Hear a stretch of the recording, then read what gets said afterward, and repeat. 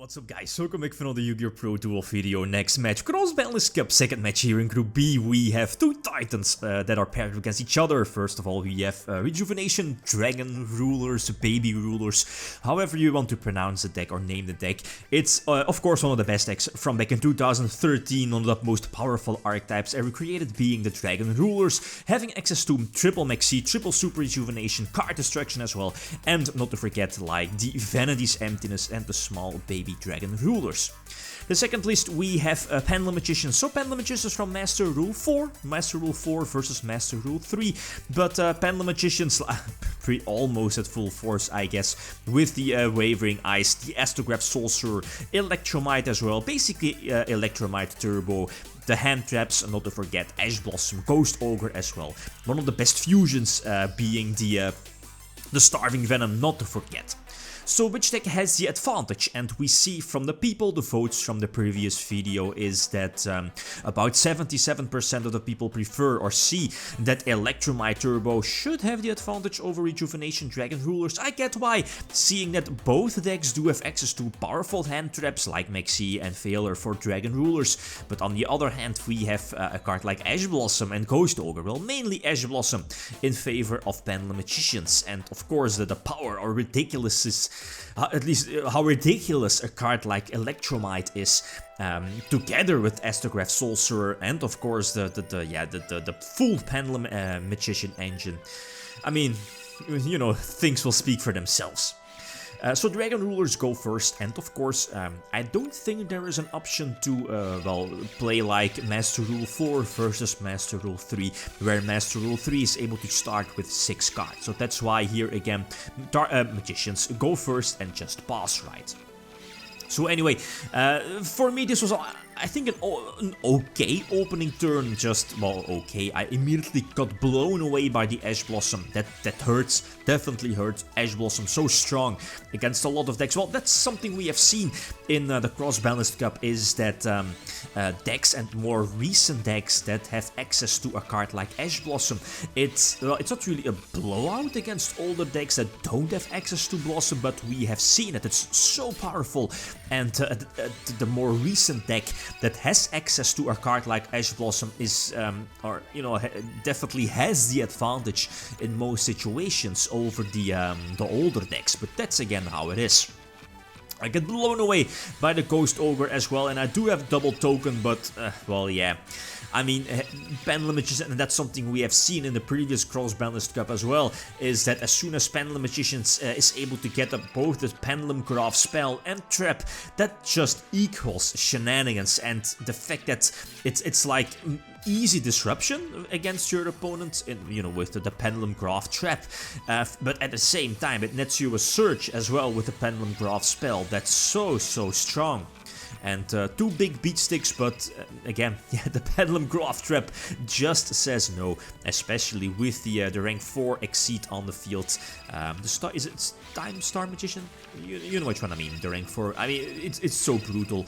At the same time, the Time Star or the rank 4 exceed also searches out your your Astrograph Sorcerer.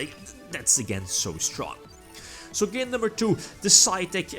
I side deck in the Mystical Space Typhoon, the multiple Mystical Space Typhoon, the third copy of Vanity's Emptiness, and Horus. Yeah, Horus, the black flame dragon level 6 and level 8, obviously, since we saw in the Cleaford matchup, in the previous matchup of Dragon Rulers, that Horus was definitely very crucial in the Pendulum matchup.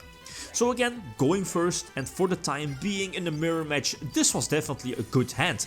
Like Dracossack with multiple tokens, protection against your opponent's Crimson Blader in the mirror match, and having the Maxi for the multiple draws if your opponent opts to commit. But this is against Pendulum Magicians, and as I mentioned earlier, Pendulum Magicians is still a ridiculous deck that has access to one of the most powerful fusion I think ever created, and that's, well, Starving Venom. Starving Venom, for whatever reason, has the, you know, the last sentence of the card states that every monster, or I believe you need to activate its copying effect first, but anyway, its last sentence states that all of your monsters do trample damage, so they attack over defense, and, well, this is game. what can I do about this? Like, it doesn't really make sense. That Starring Venom, okay, the copying effect is really cool, but why does it have like the effect that all of your monsters attack over defense? Anyway, so game number 3. Again, I think I have to go first. Going for double Draco Sack, and well, you know, in this case you can definitely target your own Draco Sack, prevent the disruption, but just get out the 2 tokens. I don't want to, you know, maybe get the same or be in the same situation as previously, even with all of those cards out of a potential maxi.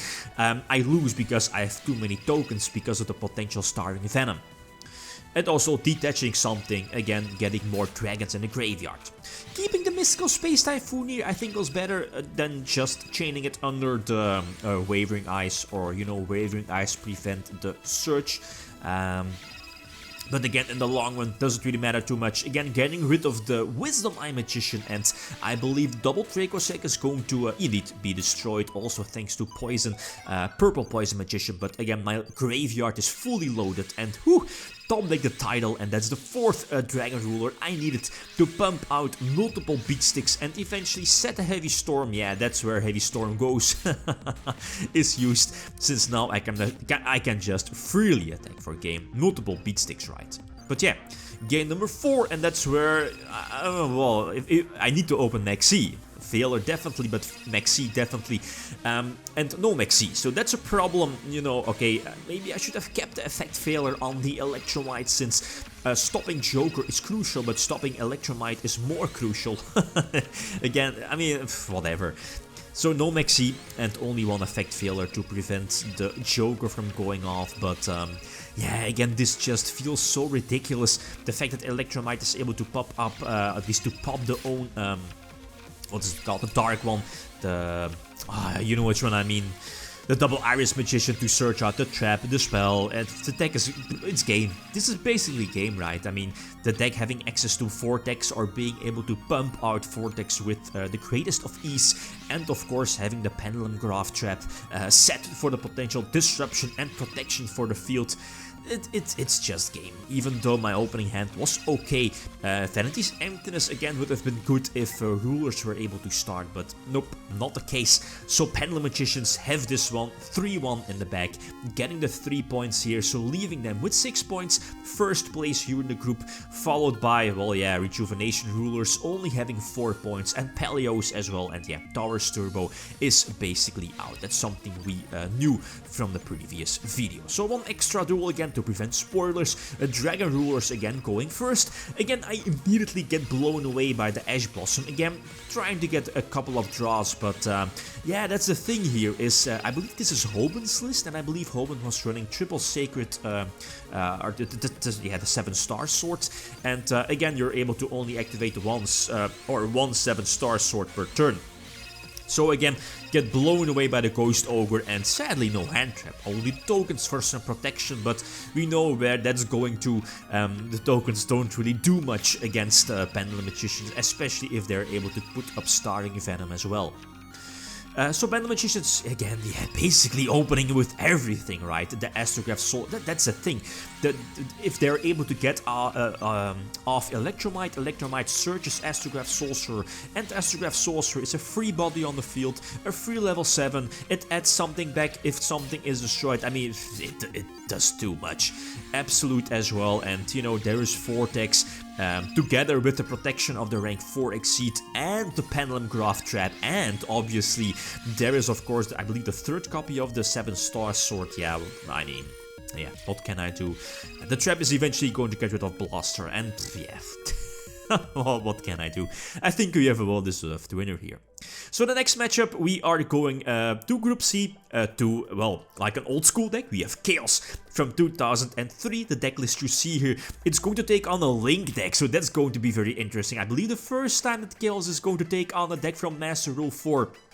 And that's Plant Links. The deck will be shown within the next couple of moments. So again, like always, feel free to leave your prediction. We have Chaos from 2003 versus Plant Links, Plant Linkro, however you want to pronounce it, featuring Summon Sorceress and Firewall Dragon. Oh my god. Okay, guys, that's it. Thanks for watching. Feel free to leave a comment or like if you enjoyed the video. YgoPro signing out. Peace.